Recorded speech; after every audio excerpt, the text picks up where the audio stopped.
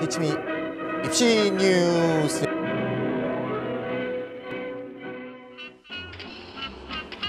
다가오는 수능을 앞두고 서울대에서 2022학년도 입학 전형 주요 사항이 공개됐습니다. 수시 모집과 정시 모집의 변경 사항과 수능 방향 변경에 대하여 집중적으로 알아보도록 하겠습니다.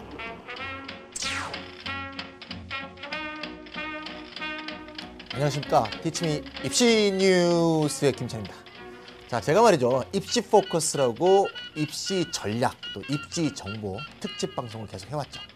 그런데 말이죠. 교육과 입시에 관련된 기사들 또는 소식들은 하루가 멀다 하고 매일 나오기 때문에 요거를 말이죠. 1년 동안 묵혀놨다가 한 5월, 6월부터 하기는 너무 좀 아깝다. 또 정보를 갈구하는 학부모님들과 학생들도 그때그때 정보에 대한 제공과 또 그거에 대한 해석을 요구하지 않을까 싶어서 매주로 방송하는 김찬희의 입시 뉴스를 진행하게 됐습니다. 그래서 기본 원칙은 매주 진행하도록 하고요. 다만 이번 주에는 너무 기사가 없다. 그럼 그냥 쉬겠습니다. 처음에 BBC 방송이 1922년에 라디오 방송을 시작했을 때 뉴스가 없으면 말이죠. 오늘 뉴스 없습니다. 그러고 끝냈답니다. 그러니까 그런 어떤 관점에서 뉴스가 없으면 그냥 억지로 뉴스를 만들지는 않고요. 그건 건너뛰겠습니다. 하지만 기본 원칙상 그 주에 가장 핫한 뉴스를 뽑아서 제가 입시 뉴스로 전해드리도록 하겠습니다. 오늘은 첫 날로서요. 2012학년도 서울대 입학 전형 주요 사항 궁금하시죠? 신문에서 조금 보셨을 것 같습니다. 요거에 대해서 좀 전달해드리고 그것의 해석과 대비책 요거를 얘기하는 첫 방송을 하도록 하겠습니다. 자, 먼저 말이죠. 수시 모집에 대한 변경사항을 말씀드리겠습니다. 요게 뜨죠? 네. 수시 모집 말이죠. 크게 두 가지가 있는 거 아시죠? 지역균형 선발과 특기자 선발. 요거는 변함이 없고요. 지역균형 선발. 네, 김찬희 예상대로 됐습니다. 작년에 입시 포커스, 올해 입시 포커스죠. 입시 포커스 2011학년도 입시 포커스를 하면서 서울대가 다단계 전형을 폐지하고 일어나 다단계가 없는 그냥 일괄 전형을 하려고 했지만 학교 교육에 미치는 파급 효과를 고려하여 연기한다 그랬죠. 연기하자마자 1년 만에 다단계를 폐지했습니다. 다시 말해서 2011학년도는 1단계에서 교과 100으로 먼저 추린 다음에 2단계에서 서류하고 면접을 합쳐서 100으로 했죠. 요게 제가 2011학년도에 입시 포커스 하면서 이미 얘기했죠. 뭐가 바뀌었던 거죠? 2단계가 바뀌었던 거죠. 2단계의 과거는 1단계에서 내신이 80이 그대로 내려와서 내신이 꼭 80을 봐야 된다 이렇게 돼 있었죠. 요게 2011학년도에는 내신 80의 그 구체적인 벽이 무너지고 내신을 포함한 서류와 면접을 그냥 섞어서 합격자를 내라 이렇게 바꿨다고 했죠. 이렇게 바꾸는 것만으로도 내신의 절대적 장벽이 무너지기 때문에 또 내신을 면접 점수와 섞을 수 있기 때문에 내신의 절대적 점수가 다른 학생보다 떨어지는 학생도 뽑을 수 있게 되었다 이렇게 얘기했죠. 서울대는 여기에서 만족하지 않고 2012학년도 어떻게 했죠? 여기 보이시죠? 아예 1단계 자체를 없애버렸습니다. 그럼 2단계만 남은 거죠. 다단계 전형 폐지. 그럼 서류 면접 플러스 100만 남으니까 내신 점수가 절대적 점수가 예를 들면 독도고등학교 학생이 내신 점수가 거의 만점에 육박하지만 예를 들면 모 구의 모 고등학교 학생은 그보다 점수가 한 4.5점 떨어지더라도 서류 점수의 상대와 면접 점수 합산에 의해서 지역균형 선발 합격자를 낼 수 있다.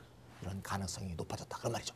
그다음 또 하나 변한 것은 뭔가 하면 학교별로 몇 명까지 추천할 수 있었죠? 네, 3명까지 추천할 수 있었는데 내년부터는 추천자를 2명으로 줄였습니다. 그것도 꼭 기억하셔야 되겠고요. 여기까지가 지균의 변화고요. 특기자 선발은 말이죠. 자연계의 경우에는 변한 게 하나도 없고요. 인문계가 변화했는데 인문계가 뭐가 변화했느냐. 기존의 특기자 선발은 어떻게 뽑습니까? 1단계에서 서류 100%로 뽑은 다음에 2단계에서 서류 50, 면접 30, 논술 20으로 합격자를 확정했었죠. 다시 말해서 인문계 특기자 전형에서는 논술이 꼭 들어갔다는 얘기죠. 20%. 근데 내년부터 말이죠.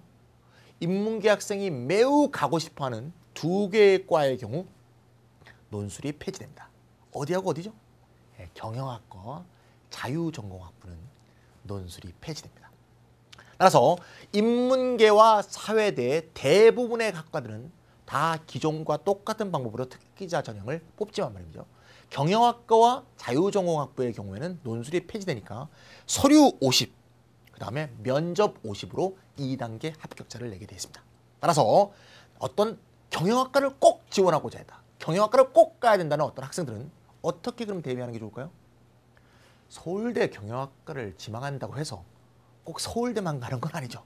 연대 경영학과나 고대 경영학과를 갈 수도 있기 때문에 거기에 수시 논술 전형에 대한 대비를 안 할 수는 없어요.